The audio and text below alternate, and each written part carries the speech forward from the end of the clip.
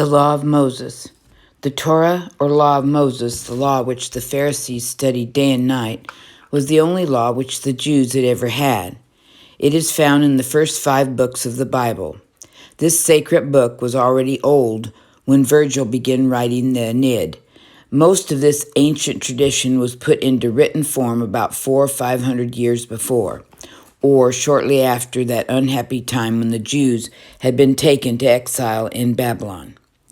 Fearful that in this strange land the history of their race and all of its past glory might be forgotten, they had gathered together what remained of old histories written several hundred years earlier, as well as all the myths, legends, stories, songs, and psalms which had been handed down by word or mouth of generations. And these formed their Bible. Through it runs the record of how time and again the Jewish people, unlike their neighbors, had been brought back by their great prophets to the worship of one God. During the centuries, however, their idea of what God was like had greatly changed. Those who were writing the Bible in Babylon had come to think of him as God of righteousness and justice. Before that, he had been a vengeful God of war, leading them to battle against their enemies. And in the earliest days, when the Jews had been but a tribe of half-savage shepherds roaming the Arabian desert, their God had been but one, the many strange spirits which seemed to the people the desert world about them. Then, as they had led their herds of sheep and goats from one oasis to another, they made bloody sacrifices to the chosen God of their tribe for his protection, burning on the altar their firstborn children, as later they were to offer up each firstborn lamb and goat. In these ragged shepherds pushed north out of the barren desert into the fertile valley of the Babylonians, and later from there on into Palestine, the land of the Phoenicians or Canaanites.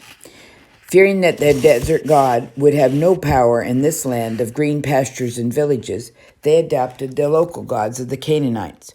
Later, driven by famine into Egypt, they accepted the gods of the Egyptians.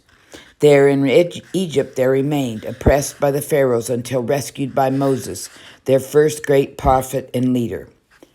Leading his people out of Egypt back into the desert, Moses brought them to worship of one God, whose name was Jehovah, the Thunderer, whose dwelling place was the volcano of Mount Sinai, and whose power could be seen in the pillar of flame by night and in the pillar of cloud by day.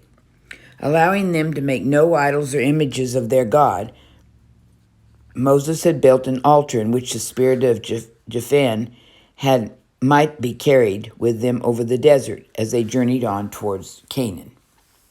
This is a story of the earliest days of the Jews up to the death of Moses, as told in the first 5 books of the Bible: Genesis, Exodus, Leviticus, Numbers, and Deuteronomy.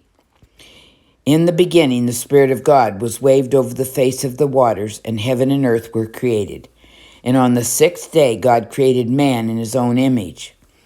Of the dust from the ground he formed him and breathed into his nostrils the breath of life, and man became a living being.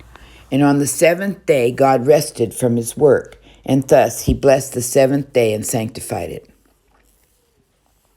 Then the Lord planted a garden in Eden to the eastward, and there he put Adam, the man whom he had formed. And while Adam slept, he took one of his ribs, and from it he made a wife and a helpmate of him. Now Eve, the woman, beguiled by the serpent, ate of the forbidden fruit of the tree of life which stood in the midst of the garden, and gave also unto her husband. And because he had forbidden them to eat of this tree, God sent Adam forth from the garden of Eden and condemned him to till the ground until he should return to the dust from which he'd been taken. And in time Eve bore sons to Adam, Abel, and Cain. Abel was a keeper of sheep, but Cain was a tiller of the ground. And Cain rose up against his brother Abel and slew him. Therefore the Lord sent Cain forth to be a fugitive and vagabond on the earth forever. And it came to pass, when men began to multiply, and God saw that the wickedness of man was great, he said, I will bring a flood upon the earth and destroy both man and beast whom I have created. But Noah built an ark, as God commanded him, and in went his sons and his wife and his sons' wives, and of every living thing there went in 2 by 2. And the rain fell upon the earth 40 days and 40 nights, and all in whose nostrils was the breath of life died. And when the waters were abated and the earth dried, Noah went forth out of the ark. And the Lord said, Never again will I smite the earth as I have done. And God blessed Noah and his sons, Shem, Ham, and Japheth, and said unto them, Be fruitful and multiply. And of them was the whole earth overspread. And after many generations from Shem was descended Abram, and Abram went forth with his father from the land of his birth in Ur to the Chaldeans in the land of Canaan. Now the Lord said unto Abraham, Get thee out of thy country and from thy father's house unto the land that I will show thee, and I will make of thee a great nation. Walk before me, and be thou perfect, and I will give unto thee thy seed after thee all the land of Canaan for an everlasting possession. And Abraham did as the Lord commanded, and when he was 100 years old, a son, Isaac, was born to him. Isaac had twin sons, Esau, who was red and hairy all over, a skillful hunter, a man of the field, and Jacob, who was a quiet man, dwelling in tents.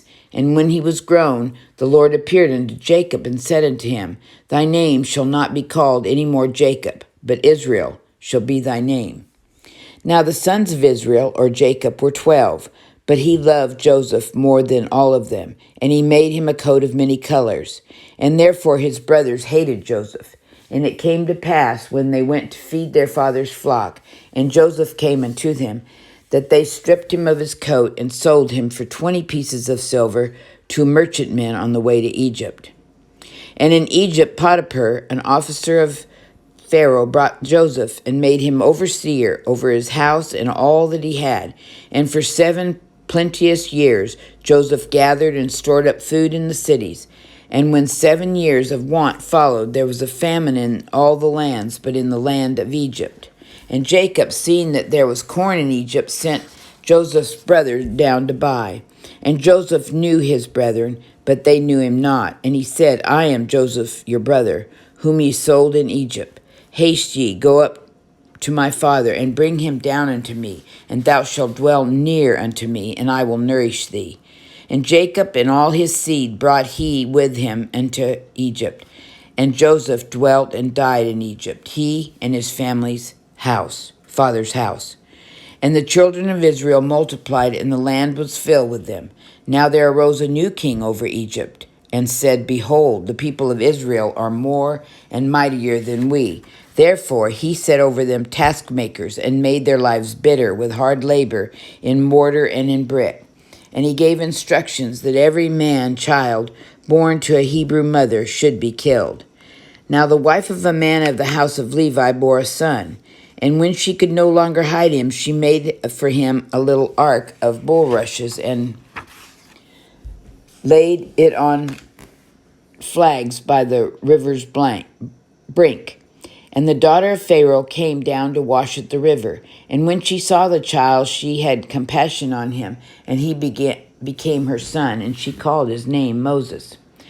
And it came to pass, when Moses was grown up, he saw an Egyptian smiting a Jew, that he smote the Egyptian and hid him in the sand. Now when Pharaoh heard this, he sought to slay Moses, but Moses fled and dwelt in the land of Midian.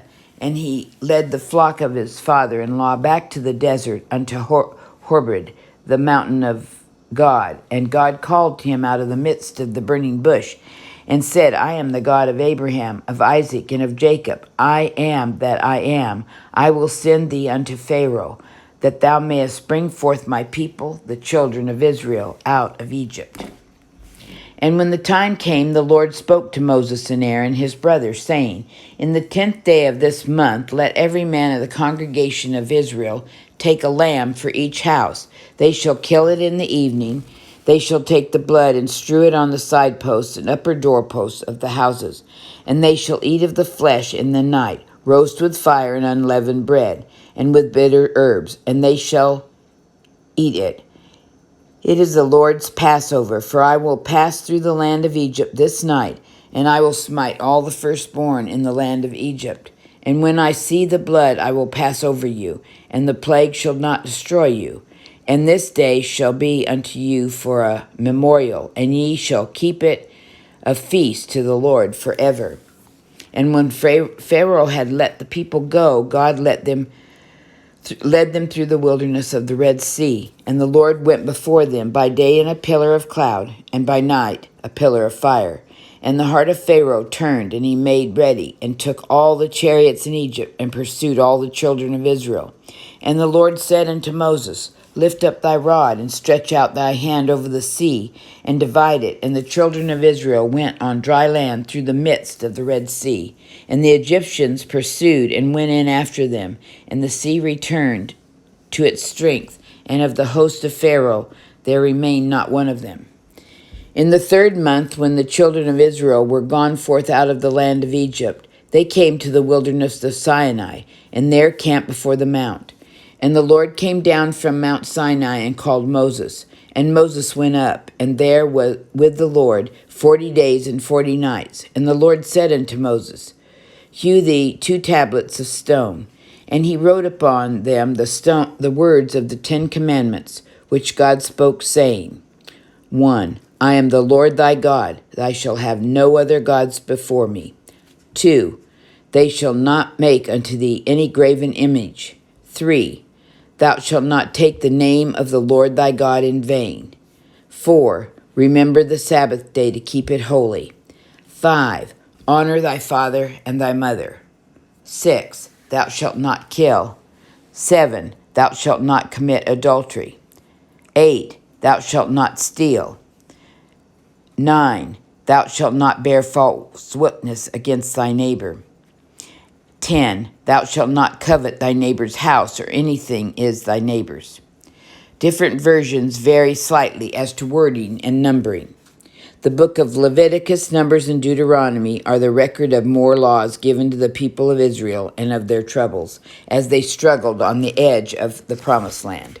And there Moses went up from the plains of Moab unto Mount Nebo, there that it is over against Jericho. And the Lord said to him, This is Canaan.